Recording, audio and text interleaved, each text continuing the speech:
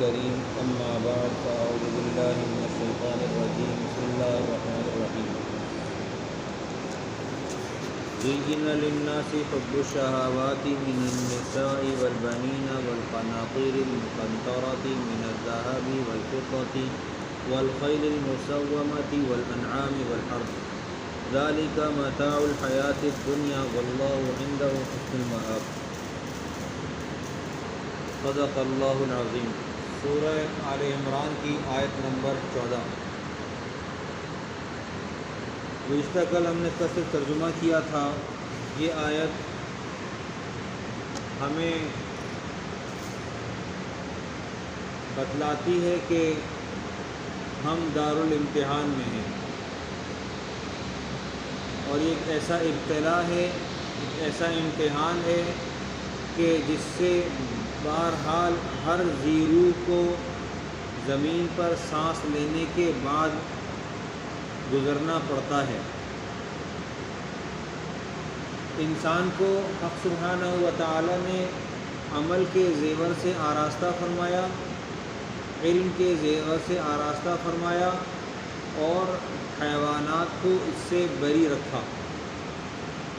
جو لوگ حق تعالی کی مان کر چلتے ہیں وہ خیر خواہ ہیں، اپنی ذات کے بھی اور اپنے اطراف کے بھی، اور جو لوگ اللہ تعالیٰ کی مان کر نہیں چلتے، قرآن پاک کہتا ہے اولئک کالانعام بل هم اضل، وہ لوگ جانوروں کی طرح ہیں بلکہ اس سے بدتر، اس سے زیادہ گمراہ۔ تو معلوم ہوا کہ گمراہی جو ہے وہ جانور کی صفت ہے، وہ انسان کی صفت بہرحال نہیں ہے۔ جب انسان گمراہ ہو جائے تو پھر وہ کیسا ہے؟ وہ جانور جیسا ہے، جیسے قرآن پاک کہتا ہے اولئک کالانعام بل هم اضل۔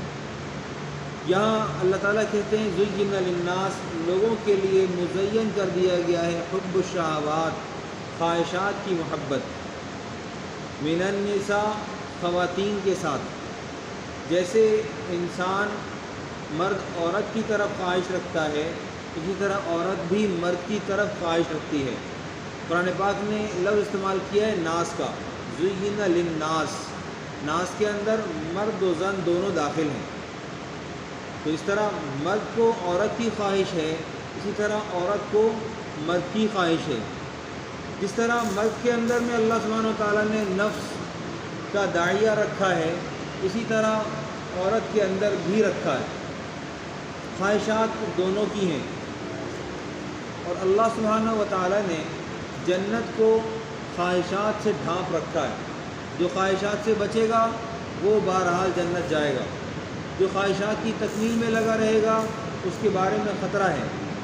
اللہ سبحانہ و تعالیٰ نے یہاں پر واضح الفاظ میں ارشاد فرمایا زین للناس حب الشہوات، لوگوں کے دلوں میں محبتیں بڑھا دی گئی ہیں، مزین کر دی گئی ہیں، خواہشات کی محبت، من النساء، خواتین کے ساتھ، والبنین، بیٹوں کے ساتھ، والقناطیر المقنطرہ، مال بہت سا ڈھیر لگا ہوا، ڈھیر لگے ہوئے مال کی خواہش۔ جس زمانے میں یہ آیت نازل ہوئی ہے اس زمانے میں لوگوں کے پاس بینک نہیں تھا، کاغذ کے روپے نہیں تھے، پلاسٹک کرنسی نہیں تھی، ہاتھ میں کچھ نہیں ہوتا تھا تو واقعتاً کچھ نہیں تھا، اور اگر ہاتھ میں تھا تو وہ سونا تھا، چاندی تھا، درہم تھا، وہ باقاعدہ مال تھا۔ وہ بوریوں کی شکل میں بھی رکھا جا سکتا تھا، وہ اونٹوں پر سفر کرنے کے لیے بھی استعمال کیا جا سکتا تھا، اور اونٹوں پر لاد کر منتقل کیا جانے کے قابل بھی ہوتا تھا۔ تو اللہ سبحانہ وتعالیٰ نے اس زمانے کے اعتبار سے ارشاد فرمایا، جو کہ آج بھی ایسے ہی ہے، والقناطیر المقنطرہ، قناطیر کہتے ہیں قنطار کی جمع ہے، خزانہ، مقنطرہ ڈھیر لگا ہوا۔ انسان اس وقت بھی ڈھیروں دولت چاہتا ہے، چونکہ یہ آیت ایسی جامع ہے، اور قرآن پاک کا اپنا مزاج ہر حال میں، ہر حالت میں مد مقابل کو خاموش کر دینے کا ہے، اس کے سامنے بند باندھ دینے کا ہے، اس کے سامنے اپنا حکم نافذ کر دینے کا ہے۔ قرآن پاک نے اپنا کام مکمل کیا۔ قرآن پاک نے بتایا والقناطیر المقنطرہ، تمہاری نفسانی خواہش یہ ہے کہ تمہارے پاس مال ہو اور ڈھیر لگا ہوا ہو۔ کس چیز کا ہو؟ من الذهب والفضة، سونے کا ہو، چاندی کا ہو، والخیل المسومتی، میں نے کل کہا تھا کہ والخیل المسومہ اس زمانے میں نشان زدہ گھوڑا، کہتے ہیں کہ اصیل ایک نسل ہے، اور وہ اصیل ایک عجیب قیمت رکھتا ہے۔ اسی طرح جو لوگ عربی نسل کے گھوڑے رکھتے تھے اس کو خاص طور پہ نشان لگاتے تھے تاکہ اس کی نسل محفوظ رہے، یہ پہچانا جائے کہ ہاں یہ فلاں گھوڑی اور فلاں گھوڑے کے ملاپ کا نتیجہ ہے، اور یہ نسل فلاں گھوڑے کی ہے، یہ عربی نسل ہے، یہ اصیل ہے، اس کی قیمت ہوتی تھی۔ یوں سمجھ لیں کہ اس زمانے میں ٹویوٹا، اس زمانے میں ہونڈا باقاعدہ برانڈ ہے، تو ایسے ہی اور اس زمانے میں بھی ان اشیاء پر، خواہ وہ زمین ہو، خواہ وہ سونا چاندی ہو، خواہ وہ زیورات ہوں، یا وہ گاڑیوں کی شکل میں ہو، یا وہ عمارات کی شکل میں ہو، ان پر تفاخر کیا جاتا ہے، ان پر فخر کیا جاتا ہے۔ نبی کریم صلی اللہ علیہ وسلم سے سوال ہوا متی الساعہ، قیامت کب آئے گی، قیامت کب آئے گی؟ نبی کریم صلی اللہ علیہ وسلم نے ارشاد فرمایا ان تلد الامۃ ربتها، تم دیکھو کہ باندی اپنے آقا کو جنم دے، عورت اس وقت اپنی بیٹی سے ڈرتی ہے۔ اور دوسرا کیا کہا؟ ان ترى الحفاة العراة العالة رعاء الشاء يتطاولون في البنيان، تم دیکھو گے کہ وہ لوگ بکریاں چرانے والے، ننگے پیر بکریاں چرانے والے لوگ بلڈنگیں بنانے میں فخر کریں گے، عمارات بنانے میں فخر کریں گے۔ میں بہت برملا کہا کرتا ہوں کہ میں خود ذاتی طور پر میں بھی قیامت کی علامت ہوں۔ کیسے؟ جب ہم اس زمانے میں اپنے کسی جا کر دیکھیں تو ہم کپڑا صحیح سے پہننے کی تمیز ہم کو نہیں تھی، ہم مفلس تھے، کراچی میں پیدل گھومتے تھے، کانٹیننٹل بیکری سے کریم آباد پیدل جاتا تھا۔ آج اللہ نے گاڑی دی ہوئی ہے، ماربل سے نیچے میں بات نہیں ہے، فانوس سے کم پہ بات نہیں ہے۔ یہ کیا ہے؟ کہ ہم خود قیامت کی نشانی ہیں۔ ان ترى الحفاة العراة العالة رعاء الشاء، ہم نے بکریاں نہیں چرائیں، لیکن اوقات تو بکریاں چرانے والی ہی تھی۔ یتطاولون فی البنیان، کنسٹرکشن کا کام کرتا ہوں، صاف طور پہ کہتا ہوں کہ ہاں مجھے بنانے پہ فخر بھی ہوتا ہے۔ حدیث میں کہا ہے، نبی علیہ السلام نے کہا ہے، کیسے رد کر سکتے ہیں؟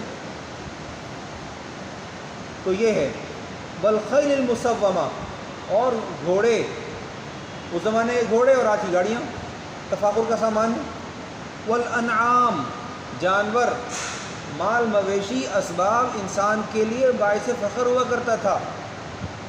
مال کا ہونا برا نہیں تھا، اب بھی برا نہیں ہے، اگر جائز طریقے سے حاصل کیا گیا ہو اور اس کی شرعی زکوٰۃ ادا کی گئی ہو تو مال مستحسن ہے، برا نہیں ہے۔ لیکن اگر کمایا حرام ذرائع سے گیا ہو، ہر مسلمان کا حصہ میرے مال میں شامل ہو، اور پھر میں مالدار بھی ہوں، تفاخر بھی میرے ساتھ ہو، فخر بھی میرے ساتھ ہو، تو یہ باعث پکڑ تو ہو سکتا ہے، باعث نجات نہیں ہو سکتا۔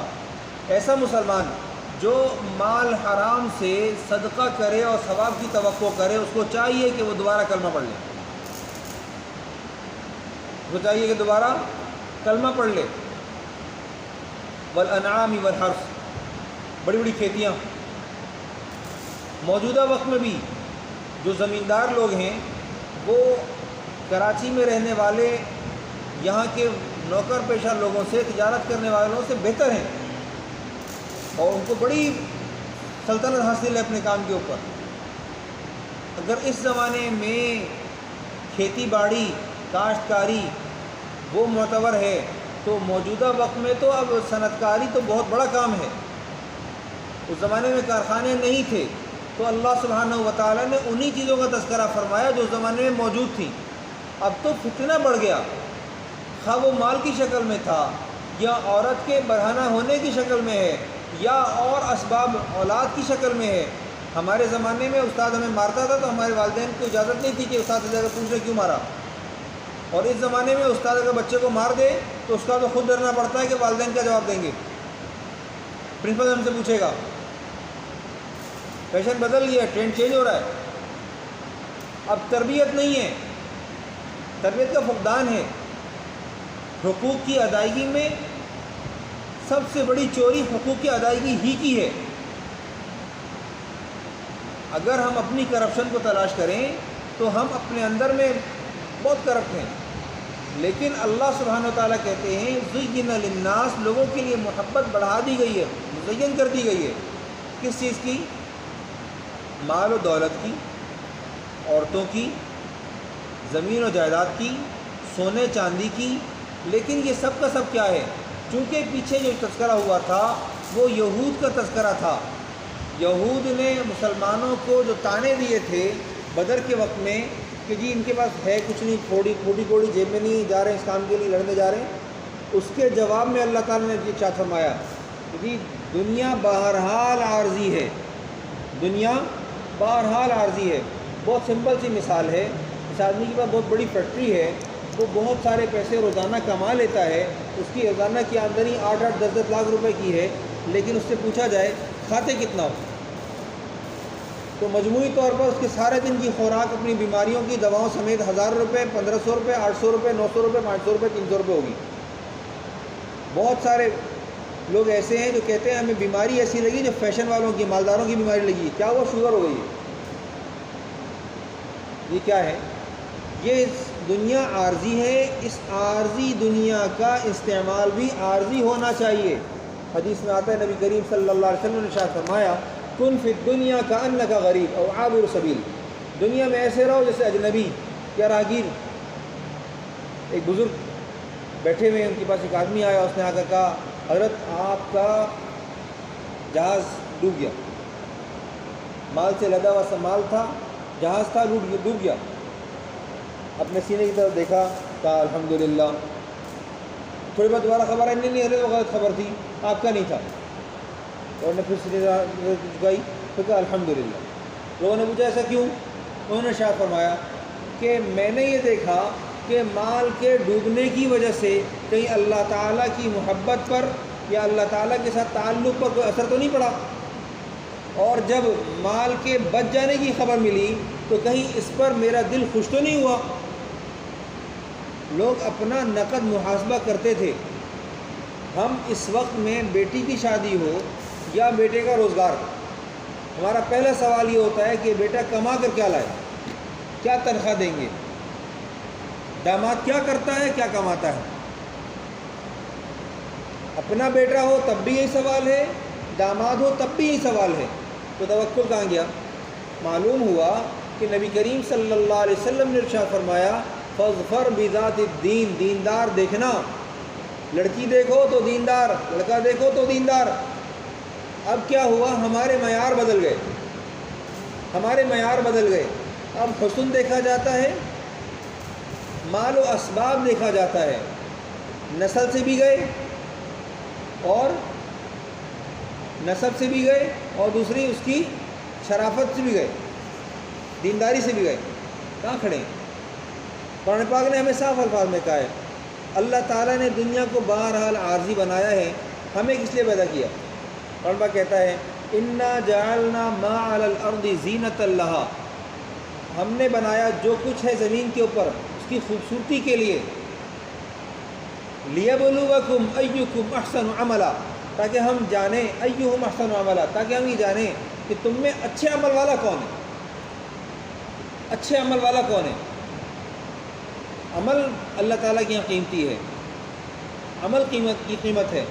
اگر ایک آدمی بہت مالدار ہے اور اس کے پاس عمل نہیں ہے تو اس کو چاہیے کہ اپنی خیر منائے، اس کو چاہیے کہ وہ توبہ کر لے، اس کو چاہیے کہ اپنے رب کی طرف لوٹے۔ مال کا ہونا برا نہیں ہے۔ ایوب علیہ السلام کے پاس 3000 اونٹ تھے، 3000 اونٹ، چارہ کیسے پورا کرتے ہوں گے؟ 1000 جانور تھے، گائے 1000، اور بڑی زرعی زمین تھی، اور اس زرعی زمین کے بعد بہت بڑے مہمان نواز تھے۔ داؤد علیہ السلام کو اللہ نے مال دیا، اور ایسا دیا کہ اس کی مثال نہیں ملتی۔ سلیمان علیہ السلام کو سلطنت دی۔ مال ہونا برا نہیں ہے، مال ہونا برا نہیں ہے، مال ہونا لیکن غیر شرعی ہونا، مال ہونا حرام کا ہونا، یہ خطرناک ہے۔ اللہ سبحانہ و تعالیٰ